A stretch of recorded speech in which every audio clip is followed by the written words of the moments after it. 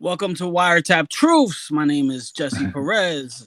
I'm here with Mr. Wiretapped Truths, Leland, and Jack Simmons. And today we have a very special guest, Michael Kevin Darnall from The Wire, season one. He played Brendan, Omar's boyfriend, Omar's significant other, in the first season.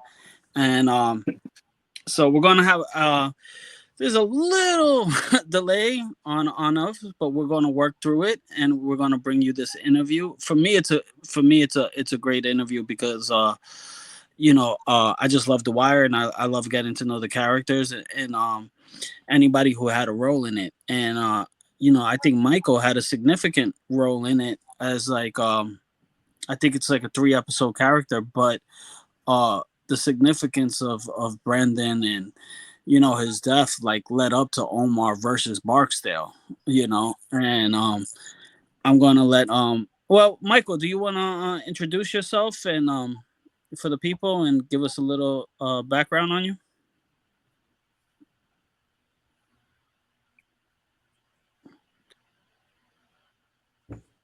I'm Michael Kevin Darnall. I was Brandon in season one, as Jesse said, for I think 3 or 4 episodes, maybe three alive, one dead, I think. I uh yeah, I'm a Marylander. I was actually in the pilot episode of The Wire as an extra. And when the show got picked up, I ended up resubmitting for principal role, and that's how Brandon came about. That's awesome.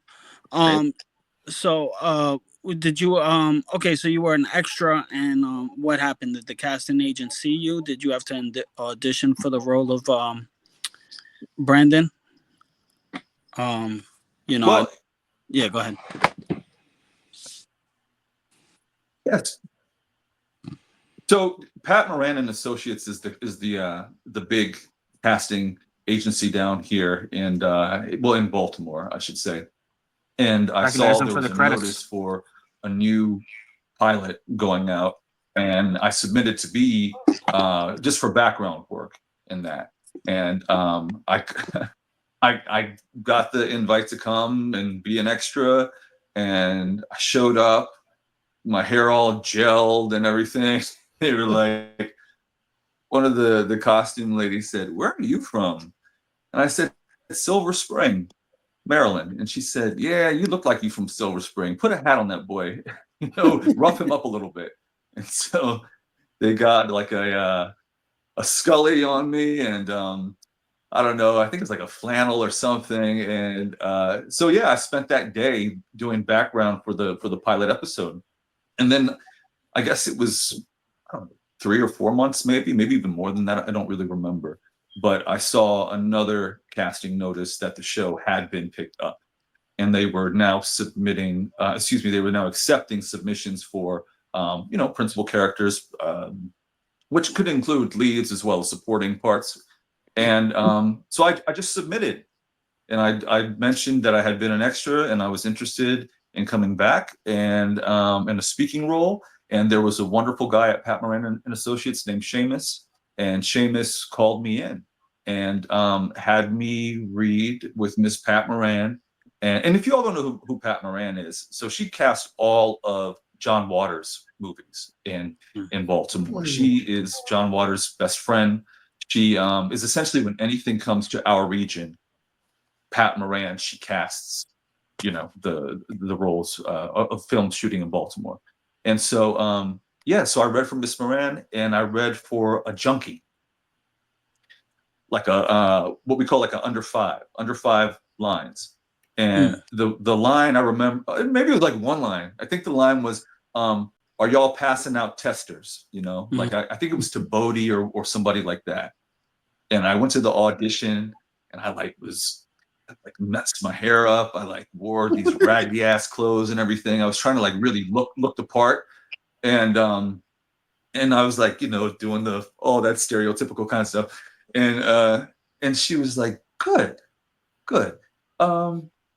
have him read for the Stick Up Boys. I was like, oh God. And so they gave me the sides. I think they let me go out to the lobby and, you know, look over them one time. And there were so few lines that they combined Bailey and Brandon in the sides as like one character to read. So I was reading Stick Up Boy, but it was Bailey's lines and Brandon's lines as like one character. Okay. So I read that and they said great. And then I think I came back the next day to put it on tape. And then I came back again when Nina Kostroff and oh God, what's his name? He passed away. He was such a sweet guy. One of the producers. I don't know if you remember his name. I do not. It'll come to me. But anyways, read for the producers, and that's how that happened. Wow. Now that's amazing because, you know, I also did background acting like for central casting, and that's, you know, what they always tell you is like when you do that, you know, you could be on the show, like you know, everyone does that to be noticed and whatnot. One question I had for you is like when you were on it, because you came in from the ground floor, like from the when it first started, did you have any idea of what it was going to be like, or was this just like, oh, this is a big HBO show, or did you think like this is going to be like a huge hit? Was there like a lot of talk about it at the time, or is it just kind of like an unknown show?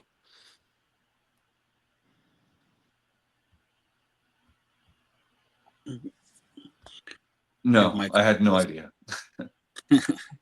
I think that we were all just so excited to be a part of something.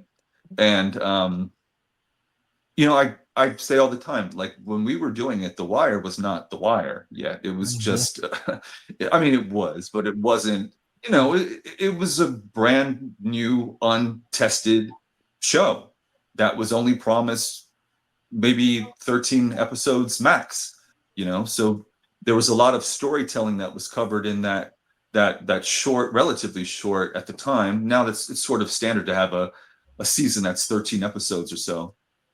But I mean, the only one who really expressed to me that he thought it was going to be something special was Michael K. Williams. Wow. And and that wasn't immediately. That was when we were sitting in the van, that white van that you always saw us tooling around in, after we had filmed that scene at the cemetery. And we were just sitting, waiting for like our next move, where we were going to shoot next or what have you. And we were just kind of chilling in the van and just sitting there, waiting patiently. And Mike and I were kind of like looking into the distance, which were people's backyards in Baltimore. We were, you know, pulled up to like the back gate in the cemetery. And Michael was just kind of looking out, and he's like, you know, man, you're gonna get a lot of calls when this airs. I mean, this is like some heavy stuff. A lot of people are going to be surprised by what they're seeing play out on screen, which is true. A lot of people were very surprised to see where this Omar character was going, and yeah, and I think we did something that a lot of audiences weren't ready for. So, well, Michael, I gotta ask you, man. Can you give me the line that I love? You're him, aren't you? You're danger. I was like, you know, I think that's the first time we got used to like, you know, the fierce. He's like drawing out in the dirt, the little plan or whatever, and what is Bailey? Lance and his voice says something, and he's like, yeah. Rats always run to something in the times of dating. Like, and you him, ain't you? Danger. Yeah, I love that. Right. That delivery was so good. He said, "Man, I'm just in my little plan, man." That's what it was.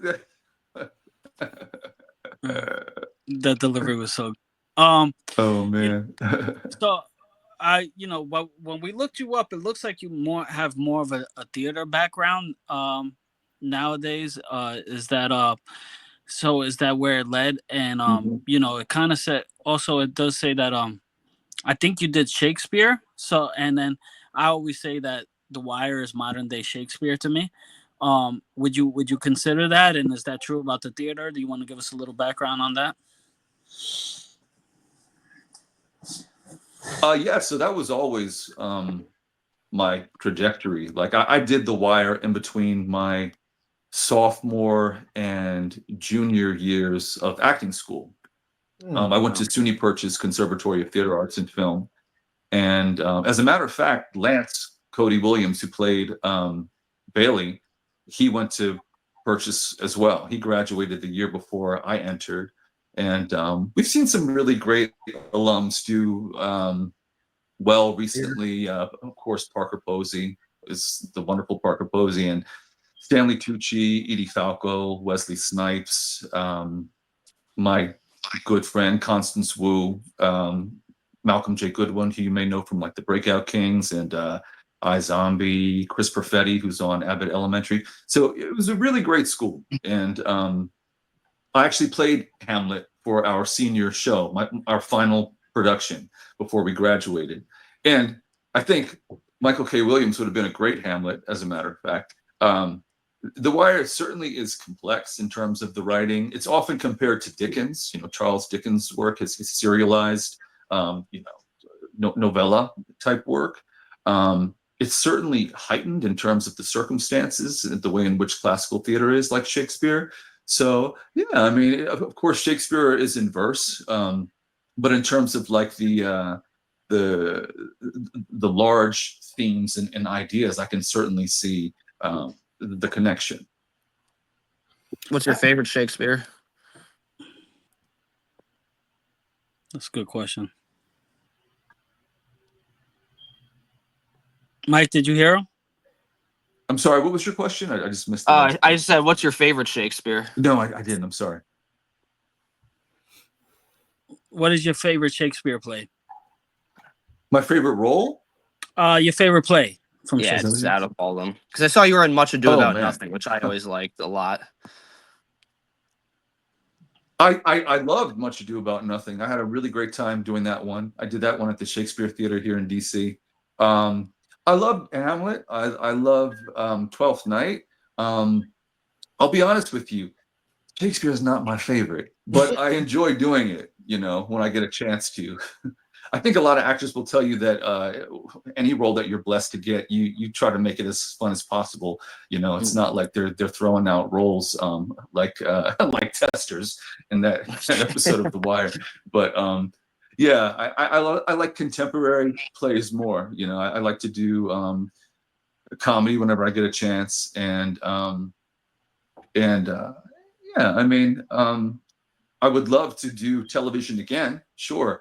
But theater now, looking at maybe 40, 50 productions, if you're looking at main stage plays mixed in with workshops and invited presentations of new work. So it's been a lot of theater the past 20 plus years.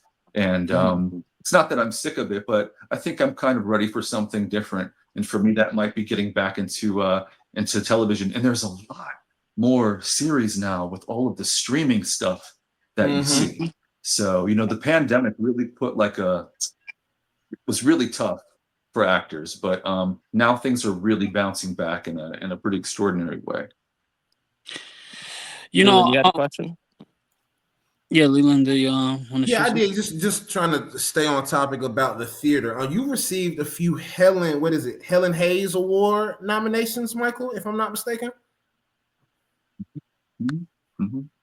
Yeah. Yes, sir. I did. What performance are you most proud of in your career? That would probably be right. That's what got it all started. But sure. Probably Louis Ironson in Angels in America, which we did at Arena Stage.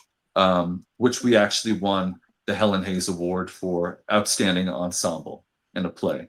I am very proud of that piece as a whole, just from top to bottom, from the direction to the set design to my fellow castmates, to just my piece in that puzzle.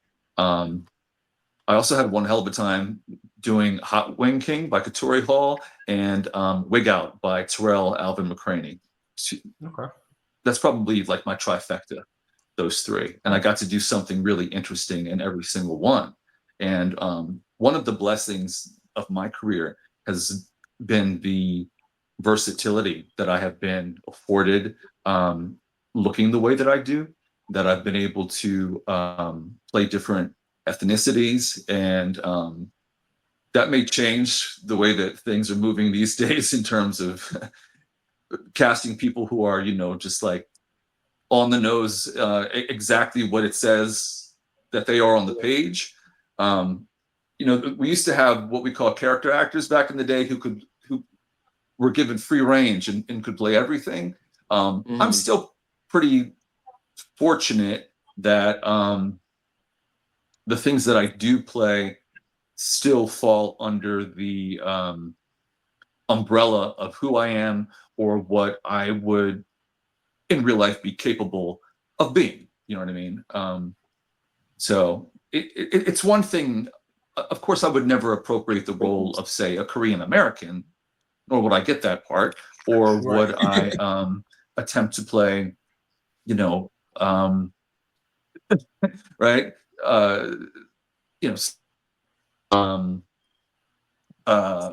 From something, but it's very realistic that I could be a Latino person, because that covers many different types of people.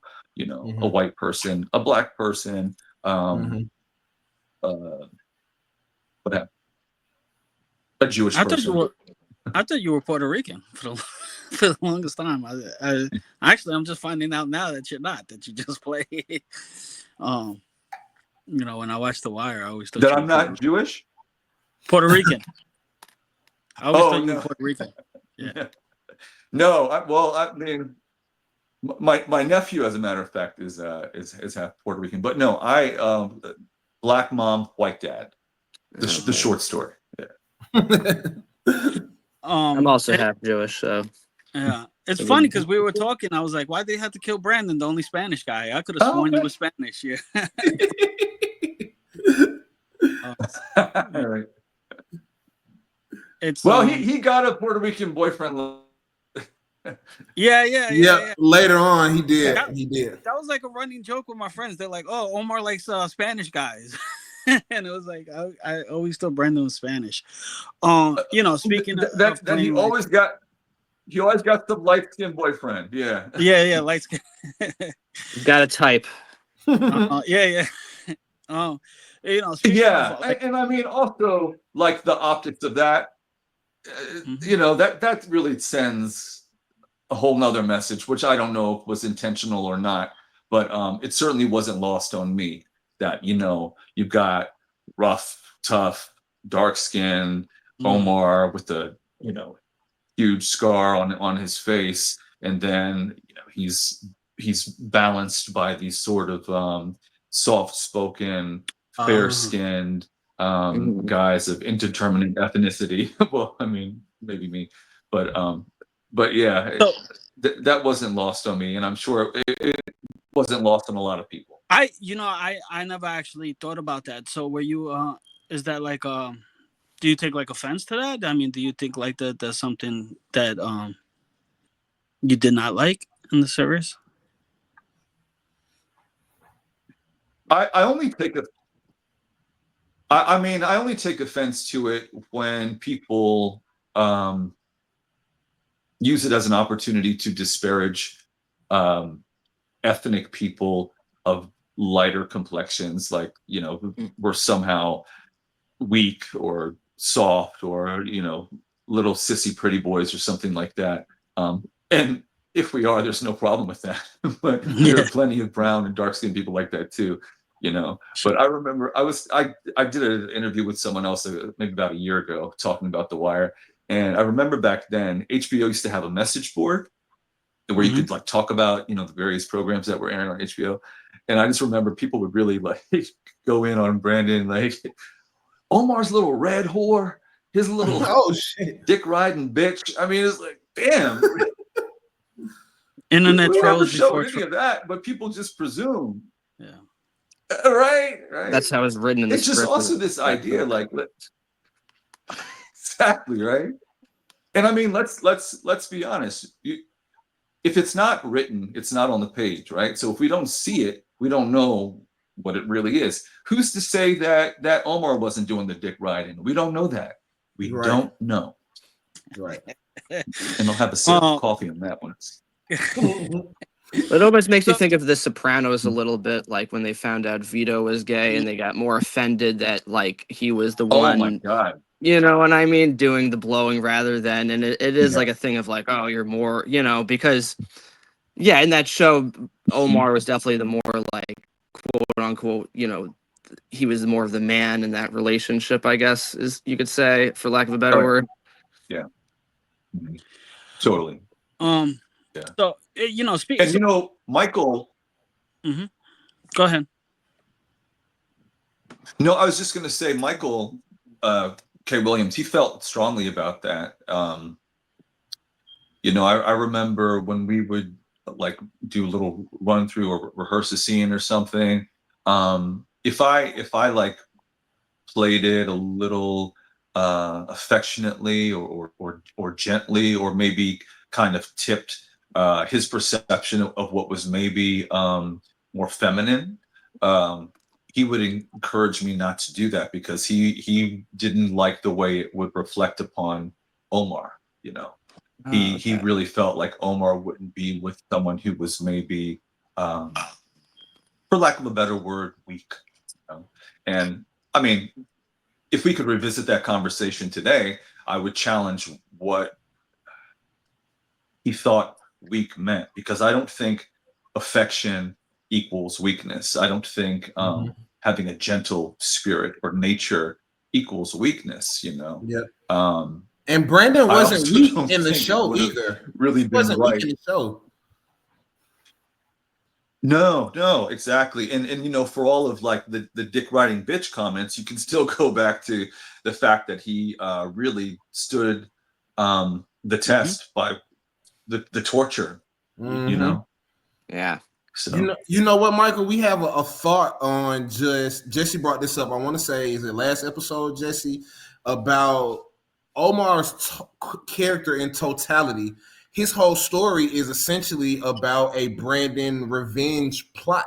Like, it's kind of like he's essentially avenging Brandon's death pretty much throughout. I mean, until season 4, it kind of takes a shift.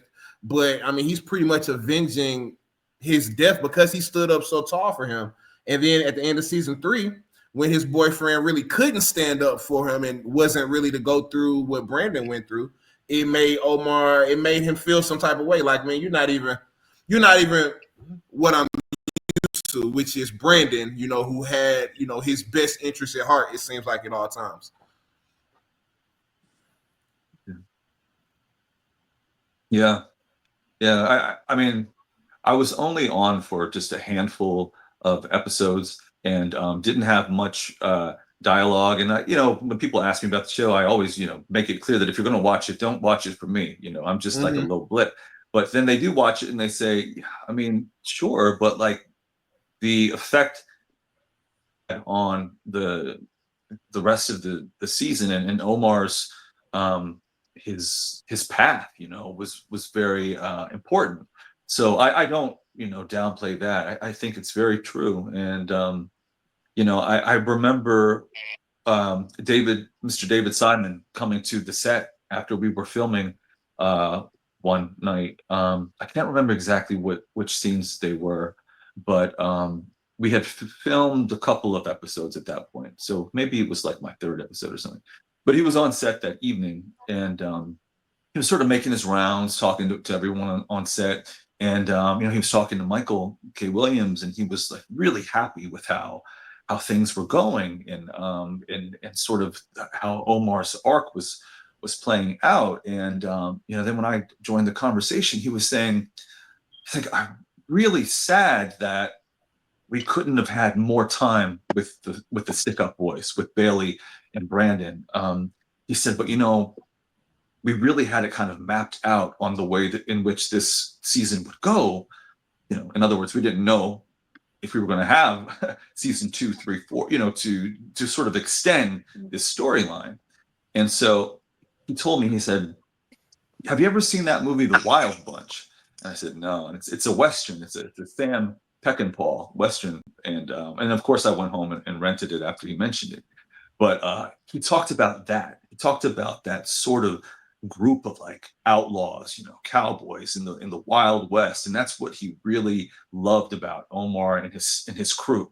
It was a revisit of that sort of old school kind of Western movie. And he said his favorite line was when William Holden says, "Let's go." And they just they go. And it was sort of like in that scene where we robbed the trap house, Mm-hmm. and Omar, kicks the door open, and then like we're grabbing Stinkum and throwing him on the floor, and that poor guy gets shot in the leg. It's like that kind of energy, And but anyway, that's why we see the stick up girls and Dante in season 2. It's that wild bunch, that Mr. Simon felt very strongly about. Yeah, I definitely could have seen more scenes with the stick up boys. That would have been awesome. Omar at the time, Mm-hmm. I don't know if we've ever seen it, but like an openly gay hood character, do you think that did anything for the LGBTQ community in urban areas and poverty areas and stuff? That it kind of gave them a voice. Do you think that your storyline kind of helped that?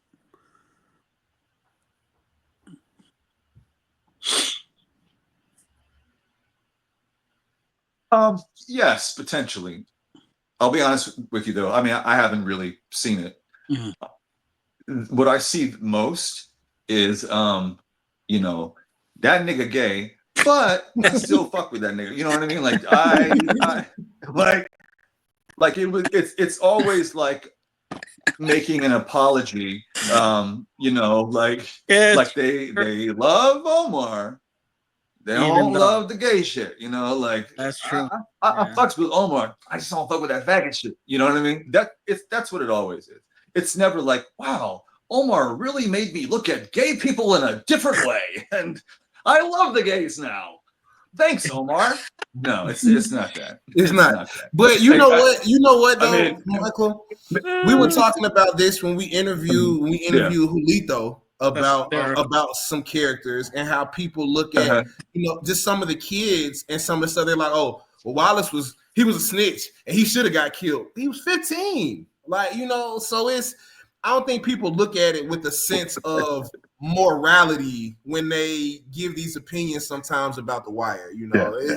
Or Julito was talking about Julito was talking about the people saying Nathan should have been killed, or Nathan should. Right. Is that you're talking about a 15-year-old boy?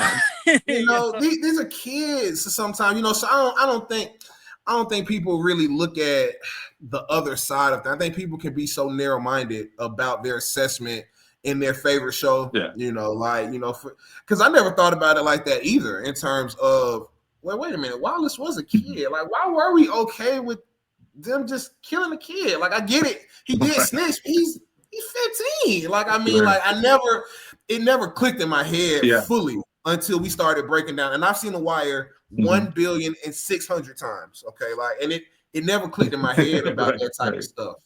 So yeah. I'm telling you, these like armchair gangsters, right? Who like swear that they live by the code. Like, bitch, you're from the suburbs, you know what I mean? Like, come on. But it's all about like the honor, the code, and these are guys who watch the show who grew up watching gangster, like The Godfather. You know what I mean? Yeah. So it's this kind of mythical idea of what this sort of thug gangster street life is. I'm not saying that some people have not lived that experience, because plenty of people have in this country, but you know, we do also have a tendency to sort of create this fantasy, you know, and we can be really cruel to, like you said, to children, you know what I mean? To gay people, to other people, you know, to women, even, you know, like even sometimes, you know, to like women, exactly. Oh, absolutely, and you know, plenty of people say that that Omar deserved to get it in the end because of, you know, the way he sort of he did well. I mean, after my death, he began to, of course, talk more with Kima and McNulty and what have you. So yeah, I don't know what we deserve. Who's to say? But I don't think a bullet in the back of the head is what anybody deserves. Right. Nobody's life deserves to be taken unnaturally, like kind of thing. Like that's you know. Yeah. I think people Deserve ain't so often got look nothing in to black do and with it. white, and it's like The Wire actually has that nuance to be like everyone's complicated. I do think it is funny though. You mentioned it's like, yeah, nobody would be like homophobic, but then they find out, well, I did watch this murdering, drug dealing psychopath on the show, and now I support the LGBT community. But it definitely changed, I think, perceptions of what it could be represented. But that was a good point. I never thought about how The Wire is kind of like a Western in that sense of like, you know, in every Western, there's like these people that like terrorize the town, like the Barksdale, and Omar is just that one guy that they need to like clean it up, and he does it because he has this like very like strict sense of like a moral code, if you will, you know. Just want you to know that we're having a little issue with the Wi-Fi I'm seeing, so I don't know if Jack can still hear me. Yeah, we can hear you. I can hear you. Can you hear us? Okay, I'm sorry, Jack. I'm just sorry. I really missed a good chunk of your question. Oh no, I was just saying like it was a great point that that The Wire. I never thought about how it is like a Western because it almost like every Unfortunately, Western. I can't see or hear Jack right now. Jack was just saying that, like, you know, the comparison of The Wire to a Western. Can you hear me now? Was a good comparison. How can you hear me now, Michael? Yes. Okay, cool. Yeah, I was just saying it's interesting because in every Western, it's like there is. I can. Nothing. Go ahead, Jack. He's on the delay. Okay, cool. Awesome. So yeah, in almost like every Western, there's like this group of like people sort of terrorizing the town. And Omar is kind of like that guy that they hire to just clean it up. He has that like strict sense of moral code. And one thing that's always interesting to me was he's like that chaotic neutral that he has his own code, and that's kind of, I think, like Brandon kind of followed him in that. It's kind of what made people like him so much was that he wasn't full of shit at all. He had like his own set of beliefs that people followed. Random question also was that when they shot the guy in the knee in that drug dealing scene, did they use like a blood splatter effect, or do they use those like old packets?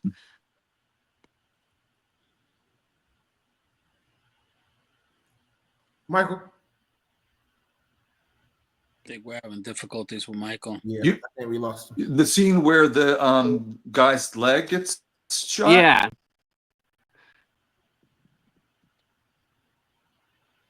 I can hear you.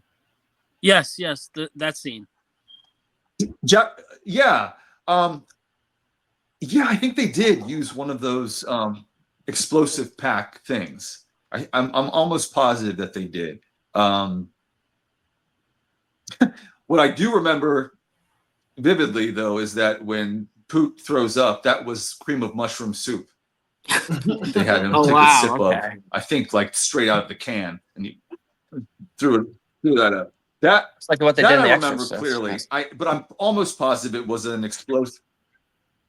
Right, pea soup for The Exorcist, right? Cream of mushroom for poot. But yeah, and I'm pretty sure it was an explosive pack.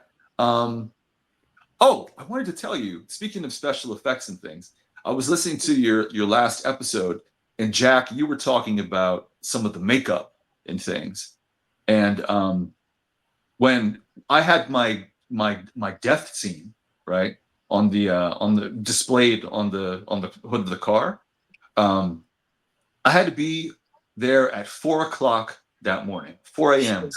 for them to do all of that makeup. And it was fake blood all over my torso and face. That fake blood took over a month to come out of my skin. No matter how What? hard I tried to exfoliate it or whatever, I was stained. My skin was stained for a good month. My nephew was like, "Ooh, I didn't want to ask you anything, Uncle." I said, "No, that's left over from the wire, you know." And they actually asked me, someone on set, one of the crew guys, he's like, did you fast over the weekend? Because you look so emaciated, you know, when I was laying on the hood. It's just I was so stretched out and completely exhaled that my ribs were just like poking out, you know. And I think it was Ed Bianchi who was the director for that episode. He kept saying, "Michael, keep that eye open. Keep that eye open for me. Keep that eye open." And, you know, it's freezing cold and the wind, and I'm just like tearing up and everything. But I tried my best to keep that eye open. And my cousin, he's like, "Oh, I saw you blink." Like, you didn't see me blink. I did not blink. And they would not keep a shot if I had blinked. So I absolutely did not blink. And and speaking of, I got a little something for you. I wonder if anybody can tell me what this is. Can you see it? Hold on, Hold on, it's the lane. Let's see. Any guesses? I can't see what you're holding up. It's Okay. on a delay. Delay. Hold on. Yeah, let me see. That's amazing. I didn't know that was you. I was curious if that was you or they used like a body double or a dummy. Yeah. That takes a long time, man. No, that was definitely me. And I was so gruesome looking that I was asked not to eat lunch with the rest of the cast that day at Craft Services. They brought my lunch. They asked me what I wanted. They brought it to my trailer, and I had to eat by myself in the trailer. And when the lady brought me my food, she was like, she like winced. But anyways, what I was holding up earlier is my eye, Brandon's eye Oh, that there. they Now, made for me that morning. And so I asked to keep it, and they let me keep it. So I've had this since that day that they took off all of the makeup, and I saved my little rubber blown out eye, you know. So that's freaking awesome. it's my keepsake. Yeah. So Michael, what are you? Yeah. Where are you at now? Are you in Manhattan? Are you still in Maryland? Where are you doing plays? Mm-hmm. Where are you doing most of your theater acting now? I'm sorry, could you say that again, Jesse? Where are you doing most of your theater acting now? Are you in New York? Or are you in Manhattan? Or are you in Maryland? Oh, got you. Yeah. No, mostly here in what we call the DMV. So DC, Maryland, and Virginia. A lot of people don't know this, but after New York City, Washington, DC metropolitan area is the second largest theater region in the country. So it's DC, after New York, and then Chicago. But we have, I think, something like 40 some professional theaters in this region, and we stay pretty busy down here. And then, of course, I'm blessed to be able to go out of town every once in a while and do a show like in Milwaukee or Cincinnati or down south. So yeah, I stay pretty busy with theater. Kind of taking a bit of a break right now just to kind of find my bearings on how I would like to really enter back into the industry. You know, you get to a point where you get invited to read for things, or someone gives you an offer to come because you built these relationships where a director will say, hey, come down to Florida and do my play with me, you know. And then you're grateful for the opportunity, but then you read the script and it doesn't really speak to you. It doesn't really move you. So you know, it's nice in a way that you can say no to things, opposed to when you were first starting out, you say yes to everything. Sure. You know, you're just so hungry. But you know, I'm getting a little older. I'm getting a little older now, so I have a little more selectivity. You know. Yeah, that's awesome, man. Maybe like, you know, next time you do something, me, Jack, and Leland could go check you out, you know, and we'll, you know, making a day of it, a weekend of it. Team trip. Future. Team trip to DC. Mm-hmm. Yeah, Wiretap trip to DC. Are there a lot of production in Maryland? Like, is there? Because I know you said John Waters, who I'm a big fan of, does movies there. Are there Yeah. Are there a few different shows out there like filming right now, or is it mostly like based out of LA to go to DC? Well, there were once upon a time quite a few things that were filming here, but some geniuses decided to all of their great tax incentives that they used to offer folks to shoot here. And so actually a lot of production has moved to Atlanta. You see so much being shot in Atlanta, even opposed to Los Angeles now, Canada as well. So if I were to relocate anywhere and really try to focus on having like a television or streaming career, it would be Georgia. It would be Atlanta. Cool. Well, come on down, Michael, man. We're glad to have you. I swear, I'm here in Georgia. All right. Michael, man, it's been a pleasure, man. Thank you for coming on. You know, we kept in contact. Is that where you are? Yep, I'm in Georgia. Yeah, Georgia bred, born baby.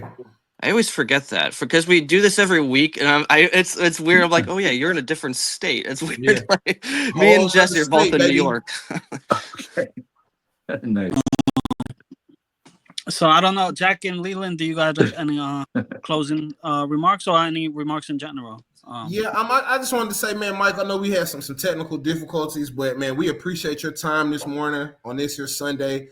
If you have, once you get back active, anything you want us to promote, any plays or any film works, anything that you're a part of, you can send it to Jesse, and Jesse will send it to us. And I mean, I'll promote it for free, or anything that you're working on, feel free to tap in with us because we appreciate the time and the insight for sure, man. Thank you so much for being a part of this. Thank you. Yeah, thank you, Michael. I really appreciate it. I guess the last thing I wanted to ask just about the Wonderful. Thank you so scene. much. I really, really do appreciate that. No problem. My last thing I wanted to ask was like the death was off screen. Was there any like deleted? Was that a conscious decision by David Simon to have it like in the script that your whole death was off screen, or did they film any of like you getting killed and then they just edited it out?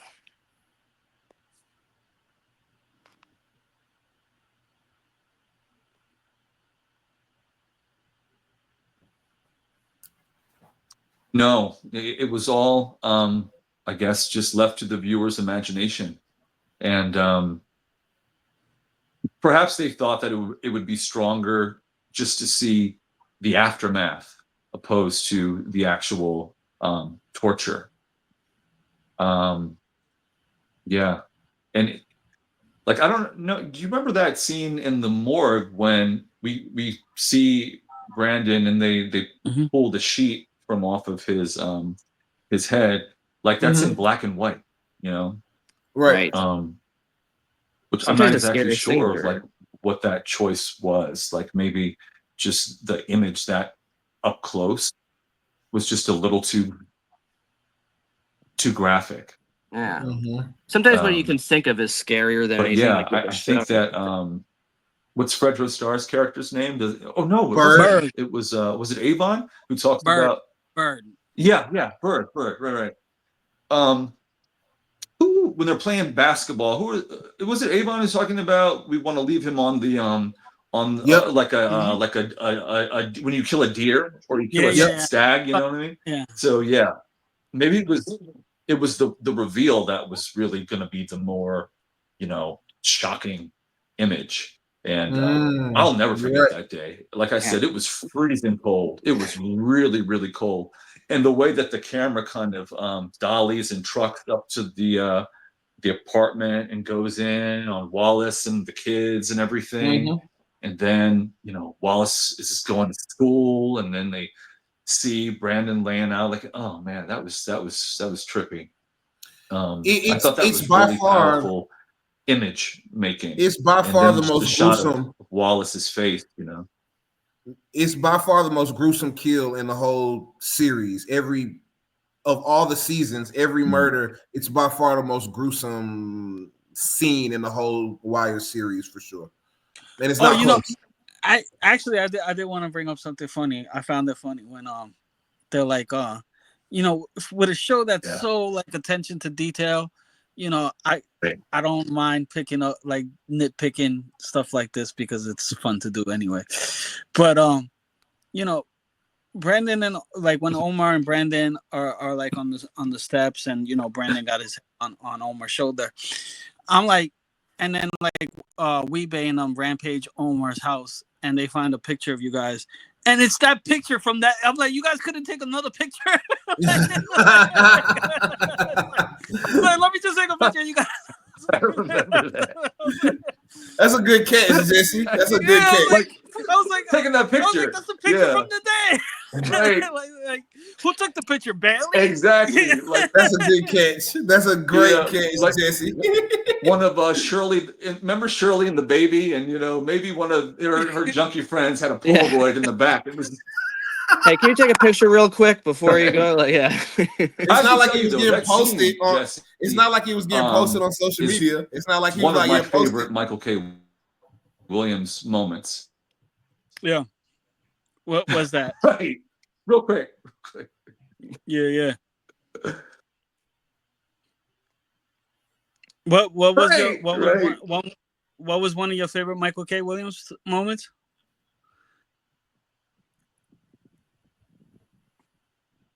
Yeah, when their house is being ramshacked or whatever, and Omar is looking out the window with Shirley, and they're like shooting up, and Omar is just watching them tear the house. Yeah, that was a good scene. Look of sadness on his face that is just really heartbreaking to me, because that's just a T, you know what I mean? Like, for all of his gregariousness, that like deep well of sadness that was there. I realize there's all his memories. Yeah, it's really, really great.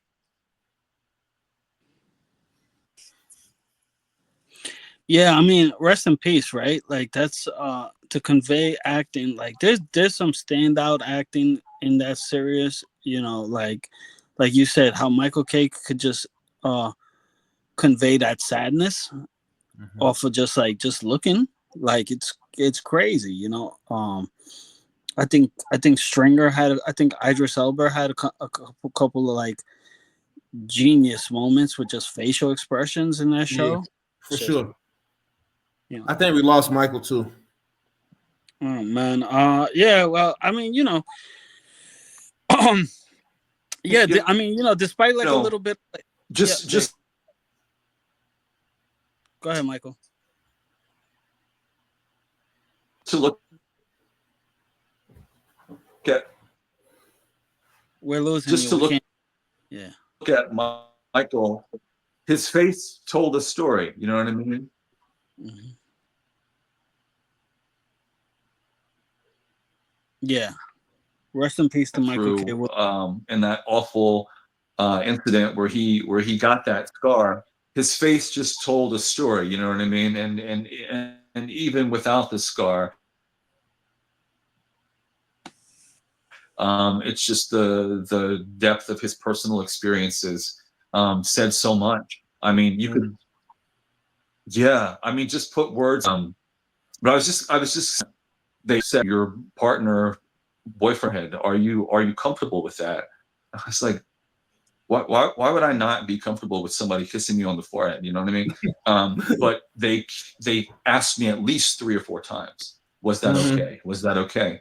And I think they were just being protective of me because, you know, it's this idea of having a film that will last forever, you know? And this wasn't on the lips, mind you. This was on the forehead, you know? And I was like, sure. So, of course, he did it when we did that scene. But before we ever got to that scene, Michael had, sorry, touching the table. Michael had the idea that Brandon and Omar should kiss on the lips. And that's how that came about. Whoever they were about to up, I forget at this point. But yeah, Omar, Michael pulled me to his little his little trailer, and he said, "I think we should kiss."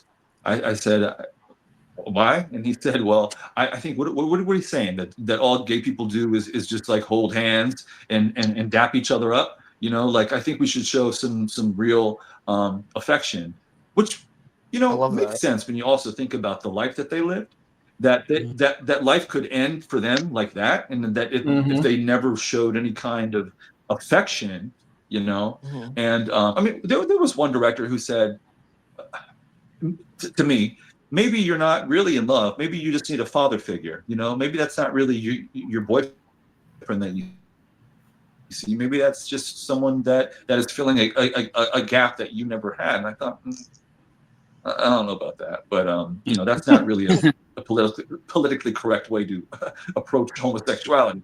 But that's one take. You know what I mean? But so I said, well, maybe we should like run that idea by the director first. And Michael was like, no, let's just do it. Let's just do it. And so he did it. And and of course, people were like, are they dating in real life? No, acting. You know, but so dumb, right? If Kima and McNulty suddenly kissed, nobody would say that. Of course, that would be a whole different storyline because she was a lesbian. But like, you know, yeah. I mean, I give Michael a lot of credit for thinking outside of the box because he was putting himself on the line too. You know, of course, there's nothing to be ashamed of playing one of the most popular, famous characters in television history, but he did bear the brunt of being judged for playing a gay person, a gay Black man at that, where people feel challenged by this idea that Black people, Black men in particular, have been so emasculated over the decades of television, you know, in movies, putting us in dresses and things like that. You know, I mean, of course, Milton Berle and white guys, Jack Benny, they did that all the time.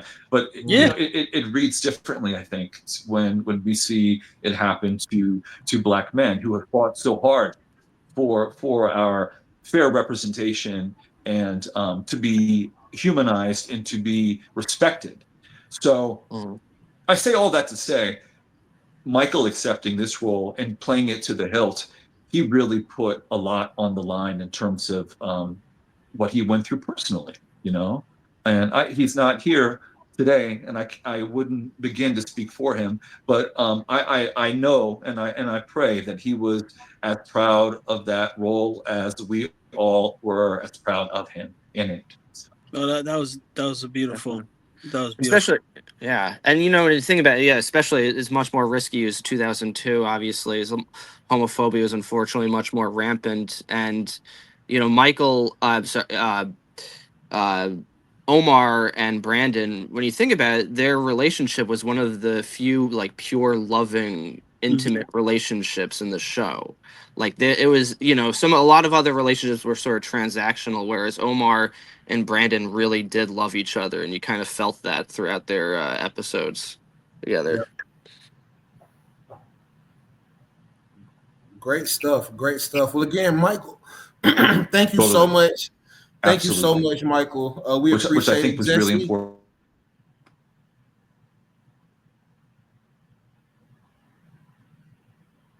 Did we lose you, Michael? We got to give him a 3-second delay. He's on the 3-second delay. Like 3 seconds, or it looks like it just froze up right now. I think we may have lost him. But I was gonna let you close this out, Jesse. Tell him thank you again for coming on. Yeah, man.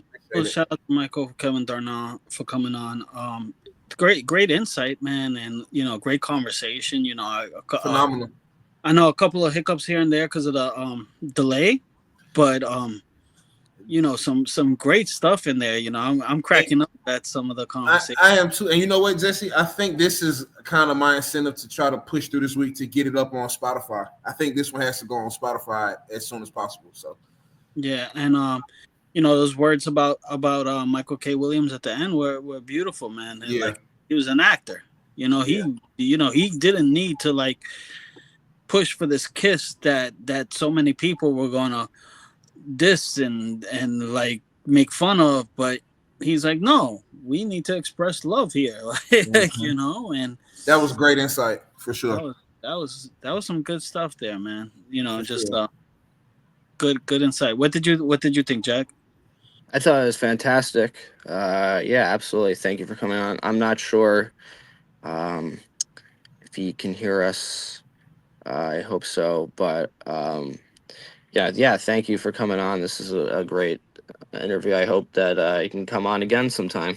Yeah, I was very intrigued, you know, by his insight to the show, man. It was really a great interview, and we're just up under an hour in as well, and we appreciate you all. Please like, share, subscribe, comment on Wiretapped Truth. We appreciate it all, and we look forward to some of the things we'll be bringing you in the near future.